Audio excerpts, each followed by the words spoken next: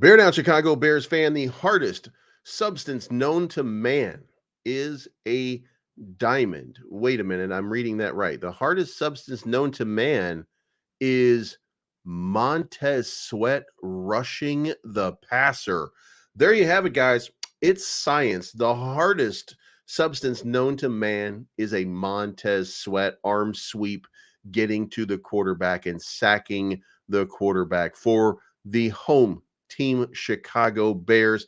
Guys, if you like this type of content, make sure you hit the like button, subscribe button, and the bell to be notified on the way in. Let's talk about Montez Sweat because he is ready to work on this season. He is looking for a massive, massive improvement from this defense. He thinks that this has the makings of one of the top defenses in all of football in 2024. And there's a lot of people who are starting to agree with that assessment. So let's check it out and let's see if we can agree on all of that. So, Bears edge rusher has missed the voluntary OTAs and the first day of mandatories. And, the conversation right now is what was going on. And Sweat made a comment yesterday. He said, "It's just a regimen that I built upon my years being in the league," Sweat said Tuesday. After he practiced on a limited basis at the mandatory minicamp, I was in great contact with Coach Eberflus, with DC Washington, and my position coach, Travis Smith, also with the guys in the building, just at staying on tune with the defensive installs and all that type of stuff. It's almost like I didn't miss a beat. Bears coach Matt Eberflus got a look at Sweat Tuesday at minicamp and anticipates getting a better chance in the next few days to see the pass rusher who made his defense finally work the way it should at the end of last season. Off season is off season, and in season is when players need to be prepared. And coach thinks Sweat will be ready. I really feel that Montez is in a good spot. Obviously, his talent level is there, and our system and the way our culture is really lets guys play at their highest level, meaning that we're going to make sure guys play at their maximum effort, max intensity, max preparation, because that's the way we do it. We don't walk by mistakes here. We don't let things slide. Doesn't matter if you're Montez or you're DJ or you're Caleb. That doesn't matter. Comments coming out of the mandatories right now are that Montez Sweat is looking like a beast right now, that he's moving very fast, and that he seems to be in a really good spirit and shape right now. So, um, uh, we have a standard of how we operate, and it's coached by the coaches and enforced by the players. He understood that coming in too. He was very clear with our message on how we do things, and he bought into it, and he got better every single week. We anticipate him continuing to improve in 2024 as well. Upon arrival at minicamp, Sweat saw nothing really different beyond the departure of defensive tackle Justin Jones and edge Yannick Ngakoue. We brought basically the same defensive staff back, and we've got a lot of guys on defense back. So it's definitely some familiar faces, familiar calls, and of course, all that type of stuff Sweat said. Sort of kind of pick up where you left off, but we'll see. The personnel differences could matter for a while unless the Bears bring in another pass rusher. We lost two guys who were great up front in Justin Jones and Yannick Ngakoue, but we got some young guys that are really stepping up, and an experienced guy like Jake Martin that's really making some noise out here right now, said Montez Sweat. So I'm pretty excited for what I'm on what I'm seeing. Sweat already went through the adjustment and new player situation at midseason last year, and the hard way, as he was acquired for a second-round draft pick before going on to finish with 12 and a half sacks, 6 in Chicago. It resulted in his first Pro Bowl berth. In fact, he led Chicago and Washington in sacks last year. It was all just a blessing for me. It just displayed a bunch of hard work that I've been displaying for my whole life. It's also a credit to these guys that I had around. Maybe it wasn't getting so much attention in Washington, and when I got here, it seemed like it was all about me, but it was really the guys around me that were doing everything to allow me to do this. The Pro Bowl made the midseason trade and adjustment period all worthwhile. It was an experience I won't forget, he said. It was a goal of mine since I got into the league. Everybody wants to be a Pro Bowler. We just got to build upon that if we can. When he's up and fully operational, Sweat expects only one thing, just to be better than I was last year. Obviously, I set goals for myself and my team, and I plan on achieving those goals. Not all of Sweat's duties last year included sacks or causing the so-called sweat effect. Being an example for young edge rusher Dominique Robinson was important. Now add in rookie Austin Booker to this. I've just got to be that big brother for him, but be there for him when he has a question. Just help him along the way until the vets, just like vets helped me. It's likely to be more of a lead by example situation, like it was for Sweat when he was learning by watching Ryan Kerrigan of the Commanders as a rookie. I saw the way he trained, the way he took care of his body. I saw the way he practiced, and I want to mimic that. The Bears have seen how he does this, and apparently it's fine as they look to get their top pass rusher back involved in the defense more in the final 2 days of minicamp. I think that we were checking on Sweat a little bit because we hadn't seen him physical doing physical activity. He was just in the building and other stuff, said Matt Eberflus. He'll hopefully ramp up Wednesday and get some more team reps in there as we go. And the reports coming out right now say that he looked phenomenal attacking and he looked very, very quick. So if that is the case, then shout out because Montez Sweat is going to make you sweat till you bleed. So he's looking for a dominant 2024, and I hope that that happens. Now, moving on. Another report, because it's dump on Justin Fields time for the media right now, is that the locker room reportedly sees a big difference between Caleb Williams and Justin Fields. Justin Fields did everything he could to live up to the Chicago Bears expectation, but it just didn't work out. He played with toughness, grit, and determination. Nobody could ever dispute that he gave 100%, but things didn't work out the way that they wanted. This is one of those primary reasons Chicago traded him and selected Caleb Williams number 1 in the overall draft. It's been a few months since the change was made. People inside Hallis Hall have noticed an obvious difference. Caleb Williams seems to have a more natural affinity for throwing with timing and anticipation. His competitive streak has even caught some of them by surprise. However, according to NFL Notifications, who has proven to have solid info on the team in the past, some are noticing another big difference. It appears Williams has far better control of his emotions on a day-to-day basis. An unknown source says this: when Justin was in the building, you didn't know if he was going to be high or low. Sometimes he was happy. Some days he seemed like he was miserable. With Caleb, every single day is a good morning with a smile. That's what we've noticed so far. Tyler Dunn for Go Long reported a month ago that there were reservations about Fields from the moment he arrived in 2021. His talent was obvious, and some of the people in the building questioned his maturity and how he handled his interaction with teammates. That was specifically true with fellow quarterbacks Andy Dalton and Nick Foles, which he had a now famous feud with. Though the two veterans tried to mentor him, Justin Fields wanted nothing to do with them. He also didn't seem to handle the rough bouts of losing when things went bad, and they were always bad under Justin Fields. Fields never seemed to have the charisma needed to rally his troops. It's a quote: if the quote above is accurate, Caleb Williams has no such issue. There are signs already, and it's being caught on camera.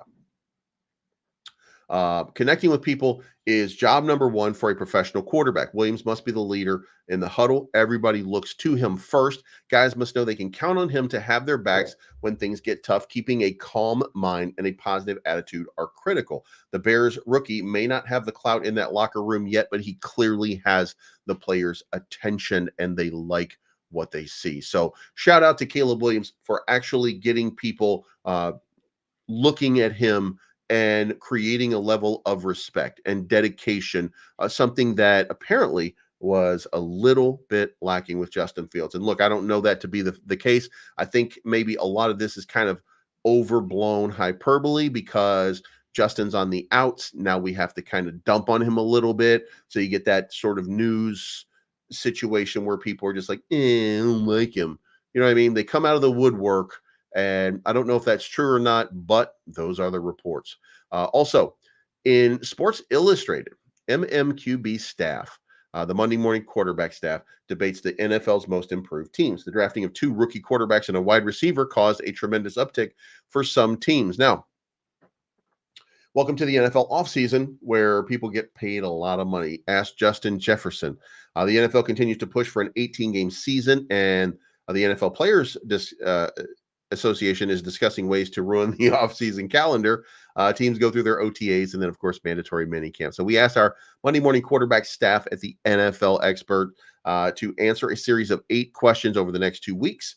They debated the worst move Wednesday. So today we're going to talk about the most improved team this offseason. Matt Verderami, says Chicago Bears. If you believe Caleb Williams is going to be a star, either immediately or in the near future, Chicago is your obvious choice. The Bears not only added Williams at the sports paramount position, but they also traded for veteran Keenan Allen before nabbing wideout Roma Dunze with the number 9 pick in the draft, giving them a duo of talented pass catchers to go with DJ Moore, with a defense boasting talent at all three levels, including edge rusher Montez Sweat, linebackers Tremaine Edmonds and TJ Edwards, corner Jalen Johnson, and safety Jaquan Brisker. The Bears have talent in a way they haven't had since the days of Brian Urlacher and Matt Forte. Should Williams realize his potential, Chicago could challenge for a playoff spot and potentially more in the NFC.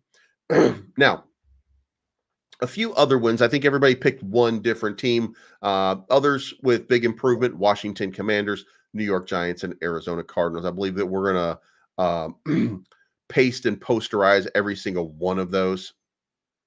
You know, I don't know if this I don't know if this is real or I don't know if they're just picking different teams randomly, but Chicago Bears got a shout out and a mention in Sports Illustrated Most Improved Team. So we'll recognize that and good for us. Move on. Now we also have a state politician, and he is the speaker, I believe, of the House, the state House, and he says this. Chicago Bears have grand plans for their new stadium, and they hired team president Kevin Warren to help implement them. After careful consideration, they hope to establish a state of the art domed complex at the lakefront south of Soldier Field. Video renderings of it have been impressive. Undoubtedly, the project will be a great draw for fans and tourists year round. The problem is the same one all organizations face. How are they going to pay for it? There was a time when sports teams didn't have much trouble finding public funding to build new stadiums. Things have changed over the past decade. Organizations have seen local governments become increasingly resistant to handing over hundreds of millions of public money for buildings that won't do anything for the taxpayers. No matter what teams might say, that money is better spent elsewhere. Nobody put it better than Illinois House Speaker Emmanuel Welch. So it is the Speaker of the House for Illinois. He told Amanda Vinicky of Window to the World that the Bears are highly unlikely to get any public funding now or in the future. It has nothing to do with greed or politics, mind you. There are just far more pressing concerns. And his statement is, as we've said to the Bears over and over again, to the White Sox and also to the Chicago Red Stars, there's just no appetite to use taxpayer funding to fund stadiums for billionaires. House Speaker Emmanuel Lewis told WTTF. Even after the election, I just think that it's things we'll have to focus on. The kitchen table issues. People want to make sure their groceries are affordable, their rent is affordable. They want to have a roof over their head. The last thing they want is to be talking about a stadium for sports team. That's not true. In fact, we just passed a $53 billion budget in Illinois, and it includes a lot of social safety net protocols to try to help people who are dealing with this and issues and budget concerns that will contribute to decreasing inflation. So, and if they work out and if they do a good job, then this could be a great opportunity. Already, the speaker predicts that Springfield will be dealing with a surfeit of demands next year. This was a tough budget year. Next year is going to be another tough budget year. But one of the things that we'll be able to do as Democrats, the party in charge, we've been able to be fiscally responsible. We've been fiscally responsible and compassionate as well. We'll see.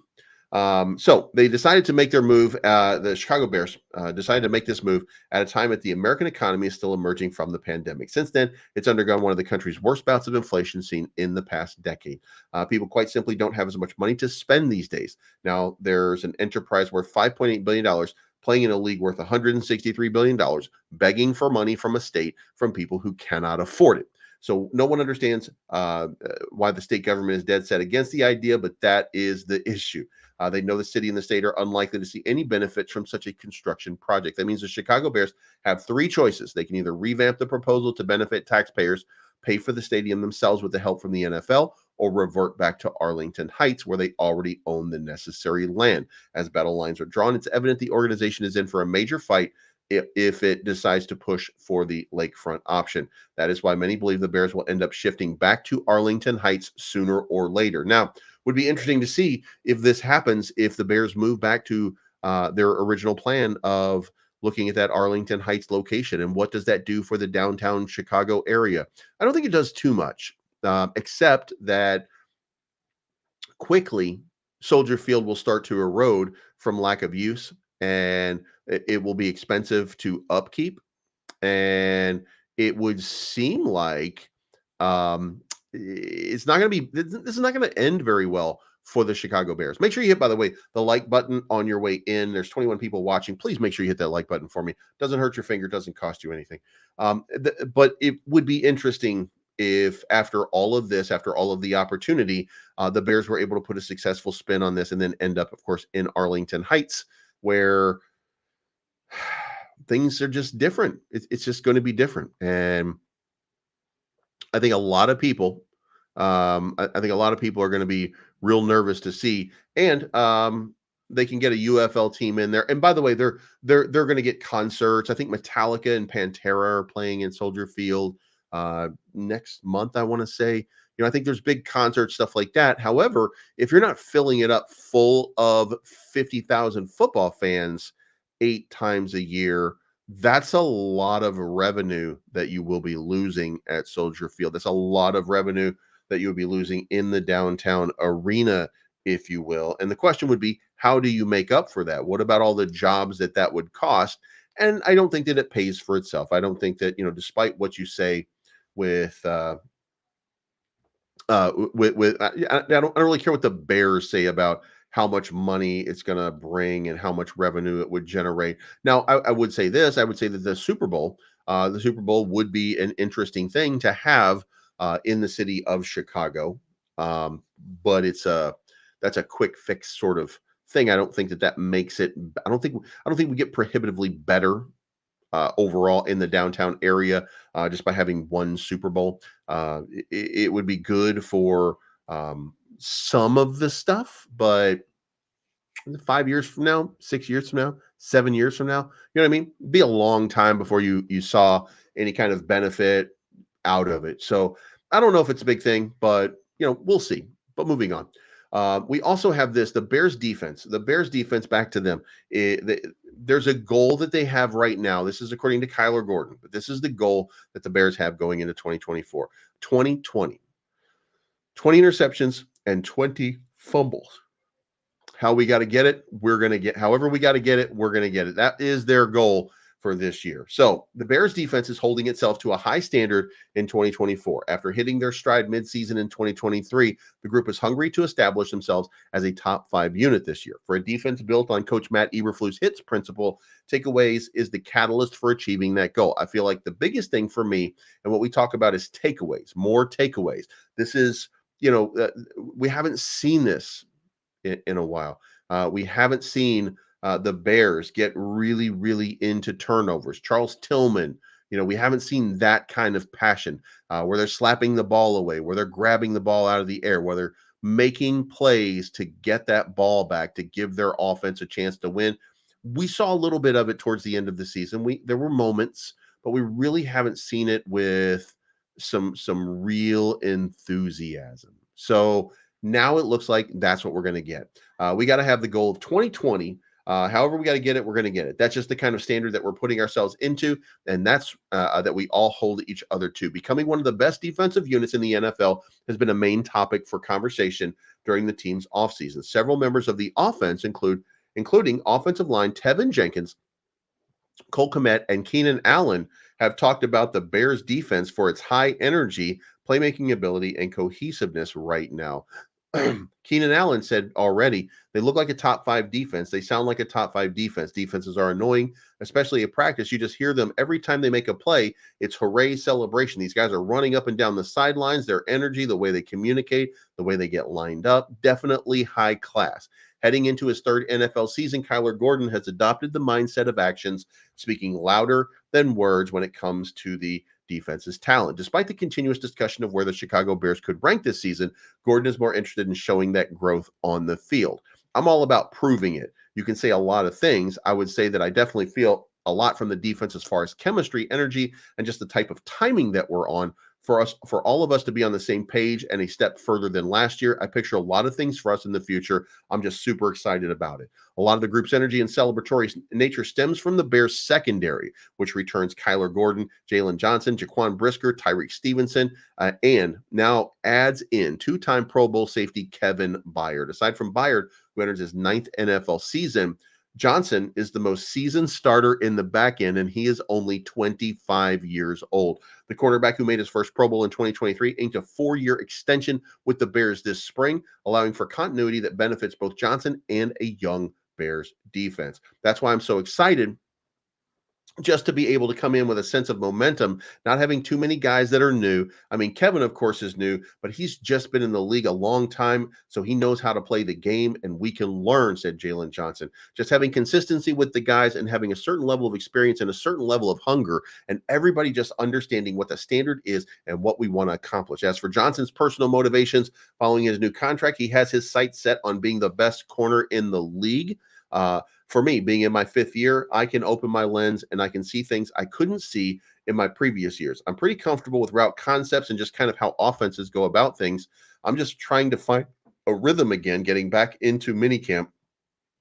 I feel like for me, I'm on a different level. And then I feel like the consistency part just comes in with honing in on my technique. And there's something that I take extreme pride in. And of course, in the off season, when these things in the next few weeks going into camp, I feel like I'm going to come in better than ever and just have to because of my preparation. So, and what does he think of Keenan Allen? He says Keenan is a receiver that is unpredictable, as skillful as a lot of these guys are in this league that do a lot of great things. I feel like they're not as unpredictable and not as crafty as I feel like Keenan is. So being able to go against that every day, I think it's something that can help me and our defensive backs to get better. Then, of course, Roma Dunze coming in and finding his way more so mentally, and then letting his instincts and his physicality take over. Of course, DJ Moore is DJ. He's a playmaker. So for me, every time I come out, especially for camp, I always know that I'm going to be tested. So it looks like this Chicago Bears team is just absolutely ripping and ready to do it. Now let's look at a little bit of X. And first up, you have a pass completed here from Caleb Williams to Khalil Herbert, making catches out of the backfield, which is something that we haven't seen from Keenan Allen, from Khalil Herbert up to this point. Maybe this changes the dynamic of this team just a little bit as we see Keenan Allen getting ready. And there is a post out here in the last 24 hours that says, as we get ready to enjoy this upcoming season with rookie quarterback Caleb Williams, let's not forget the man who made this all possible when Houston beat Indianapolis. Then Carolina ended up having the worst record in the league, and that got us that number 1 overall pick. So shout out to Lovie Smith, still coming for the Chicago Bears, still making it happen for Chicago. Shout out, my man. Also, this is Torrey Taylor putting the boom on the ball all the way down. Looks like almost to the goal line. This guy is a boomer. So it's going to be incredible to watch this guy start to push people down the field and get them into difficult situations to have to recover from. I think this is going to be a great addition to this team. As long as he's as good as advertised, we are about to see something special on the Chicago Bears special teams. Now, how he adapts to the NFL, that still remains to be seen. But in a low contact sort of position, like the punter position, he should be able to focus on improving and constantly getting better. And that's going to be scary for teams on offense, switching from defense to offense in this league, going against the Chicago Bears and going forward. And then also, Velus Jones out here making the big catches from Caleb Williams. And the reports coming out of the camps right now are saying that Caleb Williams appears to, after having struggled for the first week of OTAs, after that struggle, it looks like, or it appears like, Caleb Williams is having a much better time. Now, yesterday, he was intercepted by Tremaine Edmonds, and he didn't like that. But, it's going to happen. We're going to get we're going to have moments here where things just don't work out the right way. And, you can't do much about that. The best that you can do is hope that they improve, adapt, overcome, improvise, adapt, overcome, and get better at what they're doing. That's all we can ask for out of Caleb Williams at this point, to recognize the weaknesses, the problems that he's had, and to work to get improvement out of each and every one of those. So if he does that, then this is going to be a fantastic opportunity, a fantastic team. Chicago Bears really starting to look like a real comer in this. Again, 13-4. The Bears make the playoffs. Can they get to the Super Bowl? I don't know. It's a rookie quarterback. It's a difficult league. That's a conversation for a different time. But that's my time, guys. Thank you so much for tuning in. Have a good day. Continue to bear down. Fuck Green Bay. And we will talk to you again very